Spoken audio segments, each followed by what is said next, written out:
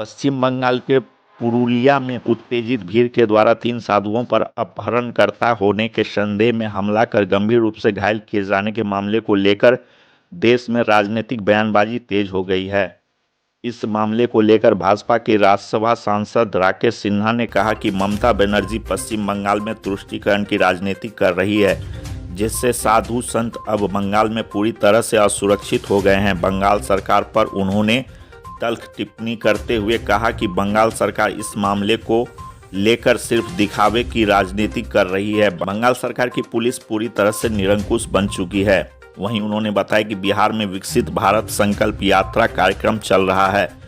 इस कार्यक्रम में भारी भीड़ जुट रही है और लोगों की शिकायत आ रही है कि केंद्र प्रायोजित योजनाओं का सही तरीके से राज्य सरकार क्रियान्वयन नहीं कर रही है। साथ ही स्थानीय अधिकारी बिना चढ़ावा लिए योजनाओं का लाभ नहीं दे रहे हैं। उन्होंने कहा कि बिहार में भ्रष्टाचार चरम पर है, जिसे रोक पाने में बिहार सरकार पूरी तरह असफल है।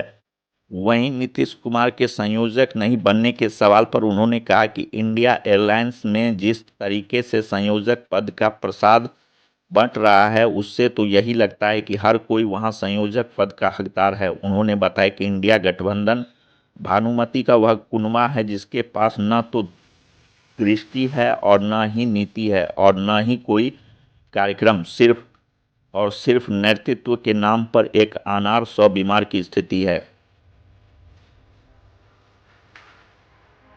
बंगाल के पुरुलिया में साधुओं पर हमले हुए हैं सर, भाजपा इसको किस रूप में ले रही है?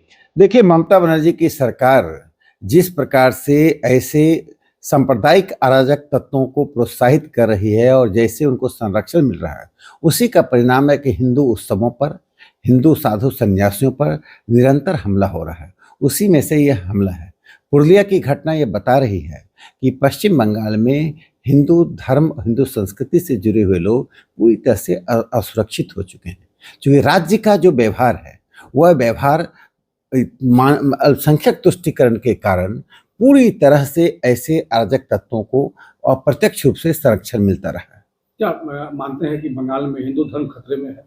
देखिए, चाहे रामनवमी की शोभा यात्रा हो या सरस्वती पूजा हो या कोई हिंदू उत्सव हो या हिंदू साधु सन्यासी हो, हिंदू मंदिर हो, जब थाने के अंदर मंदिर पर आक्रमण हुआ और मंदिर को तोड़ा गया था, मालदा या मुर्शिदाबाद की घटना है, तो यह साफ जाहिर है कि वहाँ एक मानसिक स्थिति ऐसी बन गई है कि आम हिंदू अपने आप को द्वितीय दर्जे का नागरिक समझ रहा है। और जो लोग सरगना हैं, जो सांप्रदायिक सौहार्द को समाप्त करना चाहते हैं, कानून व्यवस्था को अपने हाथों पर लेते हैं, वे आत्मविश्वास के साथ काम कर रहे हैं। जी, क्या मांग करते हैं इसके बारे में? देखिए, जो हिंदू धर्म के सन्यासी साधुओं के पर अत्याचार आक्रमण हुआ, तो ममता जी जवाब दें कि उसके पीछे कौन सी ताकत है, ऐसे लोगों का मनोबल क्यों बढ़ रहा है, आखिर सन्यासियों और साधुओं को क्यों चुना जा रहा है, हिंदू उत्सवों को ही क्यों निशाने पर रखा जा रहा है। इसका साफ तात्पर्य है कि राज्य पूरी तरह से विफल हो चुकी है और विफलता को छिपाने के लिए वे सिर्फ एक विपक्ष का नाटक कर रहे हैं, विपक्ष की एकता का नाटक कर रहे हैं। कभी ईडी के अफसरों पर अटैक, कभी साधु सन्यासियों पर आक्रमण। यह दिखाता है कि राज्य में कानून व्यवस्था नाम की चीज नहीं। क्या मानते हैं कि साधु संत अब सुरक्षित नहीं है देश में? देखिए, देश की बात तो मैं नहीं कर रहा हूँ, लेकिन जिस राज्य में टीएमसी की सरकार है और टीएमसी की सरकार की सामाजिक राजनीतिक नीति, उनका व्यवहार पूरी तरह से उन लोगों को सुरक्षित रखता है जो लोग समाज को तोड़ना चाहते हैं। ऐसे सांप्रदायिक ताकतें जो शांति काल के दंगाई हैं, जब पूरी तरह से शांति रहती है तब वो दंगा करते हैं। उसी में उन साधु सन्यासियों पर आक्रमण है।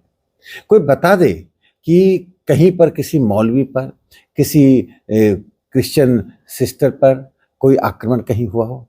आखिर ऐसा क्यों हो रहा है बंगाल में? स्वयं ममता जी आत्मालोचन करें कि उनके राज्य में ये घटनाएं क्यों घट रही हैं। पुलिस क्यों निकम्मी और निहत्थी बन के काम कर रही है? क्यों राज्य का कानून व्यवस्था बनाए रखने का संवैधानिक दायित्व तो चरमरा रहा है? इस बात के लिए स्वयं टीएमसी के लोग आत्मालोचन करें। विकसित भारत संकल्प यात्रा में जब हम लाभार्थियों से संवाद करते हैं और वो संवाद घंटों चलता है, और संवाद किसी एक व्यक्ति का नहीं चलता है, उस जिले से जुड़े हुए प्रमुख कार्यकर्ता सरकारी अधिकारी के साथ जुड़कर करते हैं। उम्मीद थी कि अन्य पार्टियों के भी लोग आते, चूंकि ये राज्य के द्वारा संचालित जन पक्षधर कार्यक्रम है, लेकिन बाकी पार्टियों के लोग नहीं आते हैं, चूंकि उनकी कलई खुल रही है। बिहार में आम गरीब लोग जिनकी जाति के नाम पर ये राजनीति करते हैं, उसी समाज के लोग जब सामने आकर कहते हैं, उनसे बिहार सरकार के अधिकारी पैसा मांगते हैं, आमने सामने इन बातों को कहते हैं। संयोजक बनने से मना कर दिए, इस तरह की बातें हैं। बीजेपी के लिए किस तरह से दिखते हैं? देखिए, भारतीय जनता पार्टी को इस बात की कोई चिंता नहीं है कि वह घमंडिया गठबंधन के लोग क्या करते हैं, क्या नहीं करते हैं, किसे संयोजक बनाते हैं, किसे नहीं बनाते हैं, क्योंकि वह गठबंधन भानुमति का कुनबा है, जिसके पास न दृष्टि है, न कोई कार्यक्रम है, न कोई नीति है, और नेतृत्व के नाम पर एक अनार 100 बीमार की स्थिति है। देखिए, इस गठबंधन के पास सामाजिक और समर्थन आधार दोनों समाप्त हो चुका है।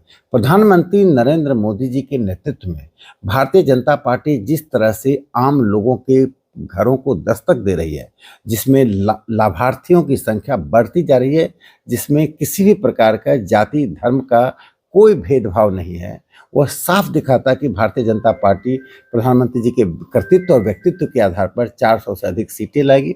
इससे भारतीय जनता पार्टी को तनिक भी चिंता नहीं है कि वहाँ कौन संयोजक बनता है, कौन नहीं बनता है। जहाँ तक नीतीश जी के मना करने का आप सवाल पूछ रहे हैं, देखिए, उस गठबंधन में कांग्रेस पार्टी किसी भी नेता की अहमियत को स्वीकार करने को तैयार नहीं है। राहुल गांधी अपने आप को दुनिया के सबसे अधिक बुद्धिमान, सबसे बड़े नेता मानते हैं। कांग्रेस पार्टी किसी भी क्षेत्रीय दल के नेता को या क्षेत्रीय दल को हजम नहीं कर पाती है। पंचमढ़ी में जब कांग्रेस पार्टी के चिंतन शिविर में यह कही गई थी बात कि क्षेत्रीय दलों का उभरना उनके लिए, देश के लिए खतरा है, आज कांग्रेस पार्टी उस डीएनए से बाहर नहीं आ पाई। कहीं ना कहीं लगता है कि नीतीश कुमार की नजदीकियां बीजेपी से बढ़ी है। देखिए, भारतीय जनता पार्टी अपने कार्यक्रमों के आधार पर, अपने नेतृत्व के आधार पर काम कर रही है।